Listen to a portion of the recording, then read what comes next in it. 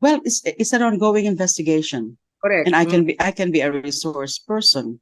I can provide them some documents. I can provide them some information Mm-hmm. that I've obtained when I was also conducting my own investigations sa DDS. Kasi may period din na covered dun sa ICC investigation, period nung sa Oh, DDS. Hindi lang mhm. naman sa war on drugs. Correct. So ganun din sa war on drugs because nga ako nga nag-umpisa ng inquiry na yan sa Senate.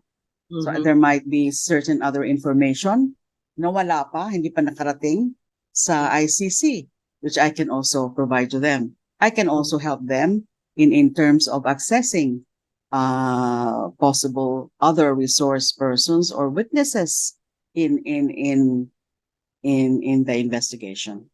Have you they So contacted in whatever capacity, you I'm already? willing to cooperate and to give assistance. Mga una lang na communication when I submitted my own communication because I also submitted my own communication to the Okay. ICC nung una pa lang Alright. Okay. in 2017.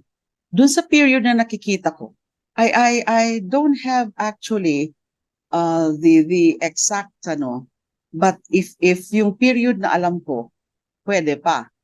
I don't have the exact duration, but I've read some articles about it, but Correct. I cannot really confirmed it on my own.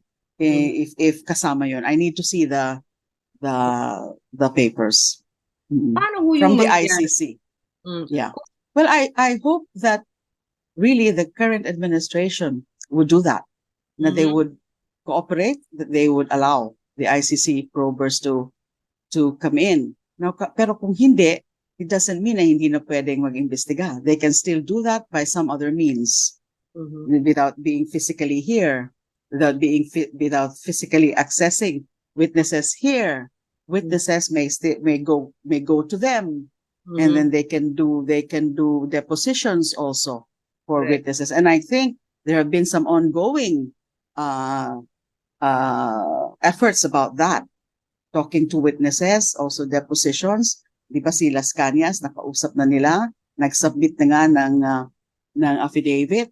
So there are, I think, uh, certain steps now Mhm. being done by the investigators, even if they have not yet physically accessed our country. They have not yet been here in our jurisdiction. But syempre, it would make their job easier if they are allowed No. entry. We cannot tell. We cannot really say that at this point. I wouldn't know, to be Mhm. honest. I Mhm. wouldn't know if there is a chance that the investigation would be completed within the term of the current administration. It may or may not. Mhm. It may or may not. All So right. that's the way it is. I mean, ganyan talaga ang Mm. proseso. There have Mhm. been other investigations in other countries na talagang tumagal. Meron din mga sandali lang. So Mhm. so it depends. But of course, if this current government would cooperate, mas mapapadali sana. And, Okay. and and that's why I hope that it would. Okay. And that's why I'm glad about the filing of that resolution in the Oh. House of Representatives with the Makabayan bloc, urging the government to allow the entry of the ICC probers and i-refer na ata yon to the appropriate committee. I hope Okay. so, and I hope the Senate would do the same. Mhm. Somebody would also file a counterpart Mhm. measure. Kasama lang yan sa usual braggadocio niya. Ganyan naman yan, di ba? But sigurado kinakabahan din yan. They've always been putting brave front. Mhm. Yun po ang desisyon ng aking mga kapatid. Huwag nang ipaalam sa kanya, baka lumala pa.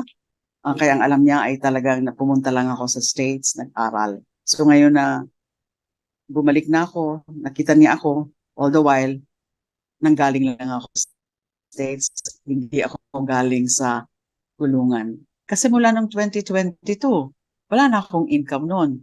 So I Mhm. was relying almost exclusively lang on my savings na unti-unting na deplete.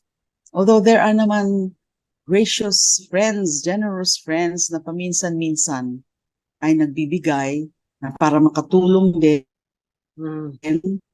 sa mga araw-araw na mga needs ko sa krame at saka sa household. Okay. Because I have needs in the household, I have children, I have grandchildren, and then in krame, I have needs also, my food there, my supplies, Your cats. and yeah, and then your cats, I have my cats, I have to feed them, and the others like the birds and the chickens. So and I feel blessed na may mga tumutulong rin sa akin because I've run out of resources since 2022 when I'm no longer in government service. Wala na akong ibang sources of income because I was never into business. Talagang ang ano ko is solely on my profession and on my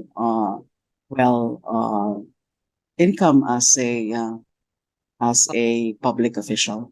Pinapatawad ko naman sila except for one. Nasabi ko na yan sa lahat ng mga interviews ko na bagamat na patawad ko na karamihan na yung mga nag-ano sa akin, pero isa pa yung hindi ko pa kayang patawarin.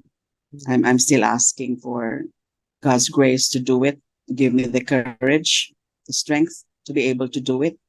I simply cannot just forget what was done to me out of sheer vengefulness, destroying my life, and not just me. It's my family. How it affected my family. So hindi ho madali. Madaling sabihin na sige, patawarin mo na yan. Tao lang naman tayo, kaya patawarin. Tao lang siya. Tao ka. So patawarin mo na. But hindi ho ganun kadali.